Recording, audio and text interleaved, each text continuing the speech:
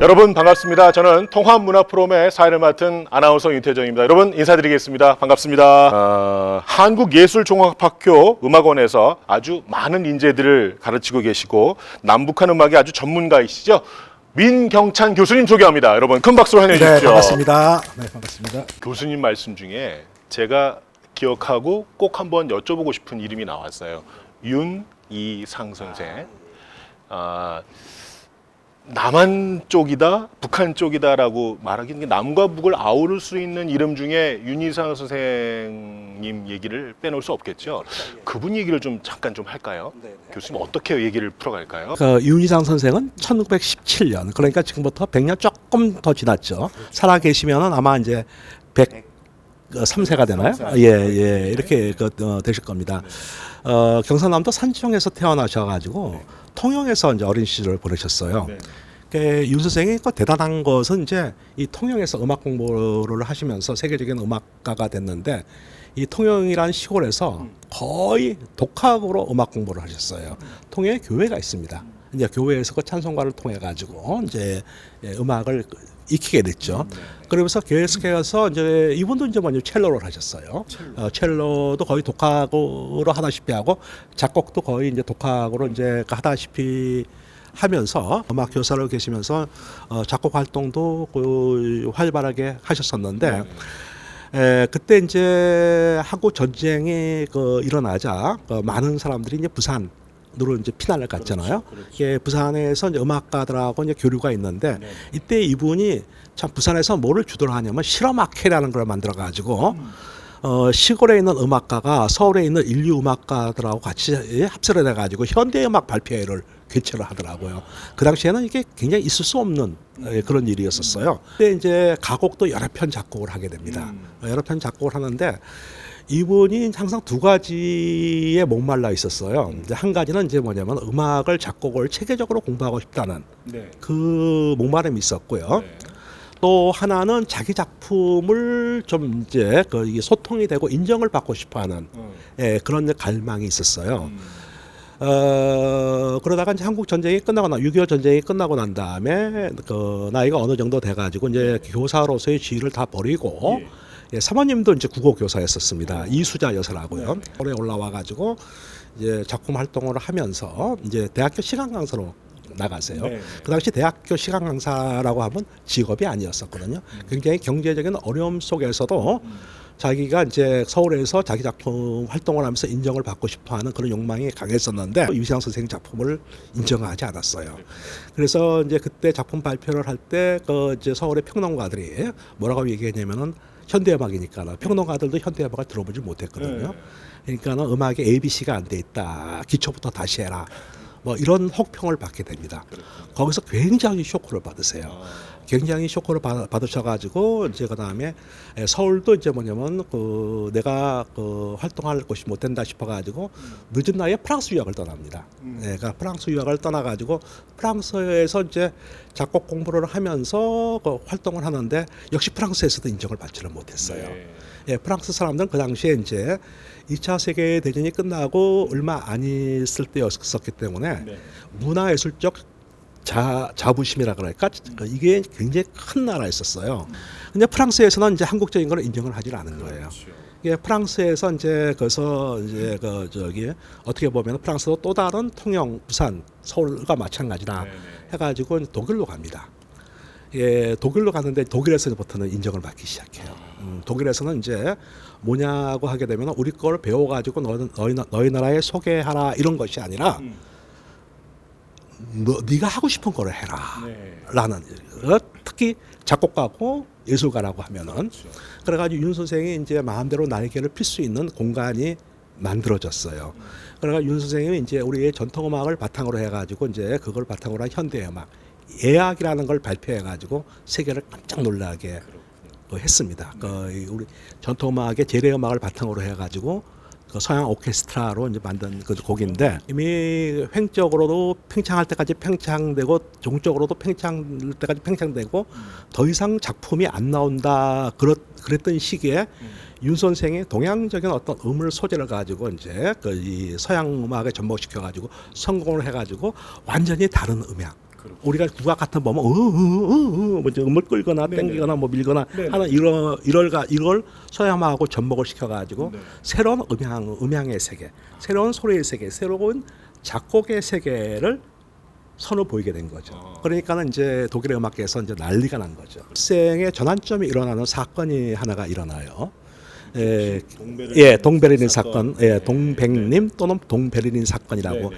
베르린을 이제 한자 말로 백님이라 그러거든요. 이제 그 당시에 신문에는 네. 동백민 사건이라고 이제 그랬는데 이때 중앙정보부에서 이제 이때 유럽에서 활동하는 예술가들, 그 이영노 화백도 그렇고요, 우리 윤희상 선생도 그렇고 많은 또 학자들을 느닷없이 이제 뭐냐면 간첩죄로서 이제 체포하고 기소하고 고문하고 재판에 넘기는 그런 사건이 벌어지게 됩니다.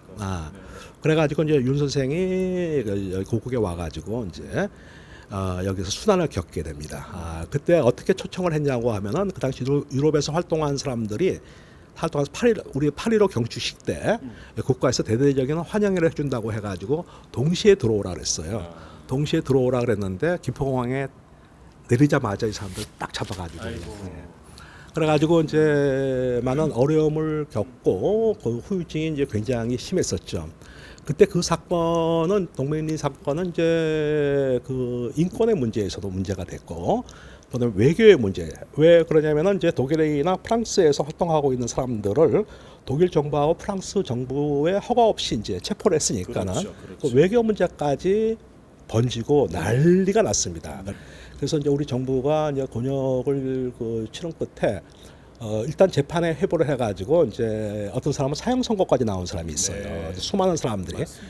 윤희상 선생은 이제 검사 고용에서는 사형이었었고, 그다음에 선고에서는 판선고에서는 무기징역이었습니다. 무기징역이었었는데 외국에서 여러 가지 이제 유럽 여러 나라들하고 그다음에 인권 단체에서 이제 압력을 가하자 이제 추방 형식으로 이제 이게 뭐랄까 독일도 독일로 가가지고 독일 안타깝게 이제 국적을 독일로 바꾸셨어요. 그러니까 독일로 이제 그래서 사실상 이제 뭐냐면은 이제 독일 국적입니다. 국적은. 그러면서 이제 독일에서 이제 활동을 하는데 그 하노버 대학의 교수로서 이제 작곡가 교수로 활동을 하시고 이제 그러다가 독일에 그때 뮌헨 올림픽이라고 개최를 했는데 뮌헨 올림픽 전야제 작품을 윤 선생한테 그거 쉽지 않은 일인데. 네. 그만큼 어떻게 보면 인정을 받았다, 알려졌다. 그래서 이제 윤 선생이 그래가지고 이제 유촉을 받고 전야제 유촉을 오페라 유촉을 받았습니다. 어떤 것을 할까? 한국을 가장 알릴 수 있는 소재가 뭘까? 만 고민을 하시다가 외국에는 없는, 우리는 있는데 외국에 없는 게 있어요. 그게 효라는 거예요. 효 사상을 서양 세계에 이제 우리의 대표 브랜드로서 알리자. 그럼 효가 뭘까? 심청. 그래서 오페라 심청을 만들었습니다. 오페라 심청. 예. 이게 이제 대대적인 성공을 거두었어요. 그렇군요. 대대적인 성공을 거두면서 진짜 세계적인 작곡가 반열에 오르시게 된 거죠. 윤 선생은 이 한국 음악계에서는 잊혀진 인물, 또는 금기시되는 인물, 또 거론이 돼서는 안 될 인물, 그런 식으로 이제 차츰차츰 잊혀져가는 인물이었었어요. 루제 린저 말씀을 하셨는데 여러 소설가죠. 우리나라에도 굉장히 알려져 있고, 이분이 이제 그 상처받은 용이라고 윤희상 선생을 모티브로 해가지고 소설로 써가지고 또 그것이 이제 세계적으로 이제 알려지고 이제 그랬는데, 그런 인연으로 이제 김일성 주석을 알게 돼가지고 이제 김일성 주석이 이제 이분한테 적극적으로 여러 가지 프로포즈를 하게 됩니다. 전체적인 어떤 질적 향상. 그다음에 중요한 것은 이제 민족음악가로서 그 남북 통일, 음악을 통한 남북 통일 이런 것들 주문을 하면서 윤 선생에 대한 대대적으로 이제 영시하면서 윤 선생 연구소를 저도 가봤는데 15층 건물입니다. 건물이 15층이고 연구원이 200명이에요. 200명. 연구원이 200명이고 그 다음에 오케스트라가 2개가 있습니다. 2개나. 2개가 출판사가 있고. 대대적으로 윤 선생을 환대를 했고, 또 윤 선생이 이제 독일에서 추울 때 작곡 활동을 할 수 있도록 별장을 마련해 주었고요. 그다음에 윤 선생 아들이 이제 동백인대 사건에 그 충격을 받아가지고 동백인대 사건에 충격을 받아가지고 어린 나이에 충격을 받아가지고 그랬었는데 이 저기 결혼 정년기가 돼가지고 북한의 무용수하고 결혼을 시켰어요. 네, 이제 그랬는데 재미난 에피소드가 있는데 선생이 이제 그 초창기 때 작품을 한 저기 서울에 올라오기 전에 부상 시절 때 작곡을 한 가곡들이 있습니다. 곡풍이상이라든가 이제 달물이라든가 추천이라든가 이런 곡들을 윤희상 초기의 가곡이라 그래가지고 이 그 음반도 내고 악보집도 내고 보급을 하고 그래가지고 성악가들한테는 윤 선생이 이제 레퍼토리로 알려지게 됐어요. 음악이. 그러면서 이제 이론을 만들었는데 이런 윤 선생을 어떤 식으로 위상을 북에서 그 저기 위상을 지어줬냐고 하게 되면 민족주의긴 민족주의인데 기존에 북한에서 알고 있는 민족주의하고는 다르단 말이에요. 너무 어려우니까. 명명을 한 게 참 재밌습니다. 윤 선생 가지고 독특한 민족주의. 독특한이라는 이름을 단어를 하나 더 추가했네요. 윤 선생 생일 때의 그 이제 그 서프라이즈 그 파티라 그럴까요? 그걸 하기 위해 가지고 생일 선물로서 준비를 했는데. 윤희상 연구소에서 이제 그 저기 거기서 이제 깜짝 놀랄 준비를 한 거예요. 그래서 이제 생일날 뭐냐면은 김일성 주석과 윤희상 선생 앞에서 북한의 관현악단이 윤선생 곡을 연주하는 거예요. 연주하는 그 이벤트를 했어요. 윤선생은 전혀 모르는 상태에서. 근데 이게 단원들이 그 악보를 받아 보니까는 이게 너무 난해한 거예요. 그렇죠. 이게 너무 난해해가지고. 너무나 이거 연습을 하려니까 연습이 안 되는 거예요. 근데 생일날까지는 연습을 기간이 있잖아요. 그러니까 어떻게 연습했냐면 처음에 한 음씩 연습했답니다. 한 음씩. 네, 한 음씩 며칠 연습을 해가지고 이제 되면은 그 다음 음정 띠린 띠린 두 음정을 연습하고 그게 또 며칠 만에 하니까는 그게 되니까 그다음에 세 음정 띠리리 뭐 이렇게 띠리리 그러니까 또 뭐 며칠 하고 이제 이게 해가지고 이제 그 곡을 연주하게 됐는데. 이거는 그 현대 악단들도 이 연주하기가 굉장히 난해한 유럽의 악단들도 난해하는 곡인데 이 북에서 연주했으니까는 얼마나 감동적일 거예요. 정말 우리가 몰랐고 또 지금 알고 나니까 더 감동스러운 그런 얘기들이 참 많습니다. 통합문화 프로그램 항상 여러분께 새로운 주제 또 이렇게 관심 있을 만한 내용들을 여러분과 함께 하고 있는데 오늘 시간 어떠셨어요? 저한테 아주 특별한 시간이었는데 여러분께도 그런 시간이 되셨기를 바라고요. 여기서 인사드리겠습니다. 지금까지 아나운서 윤태정이었습니다. 여러분 고맙습니다.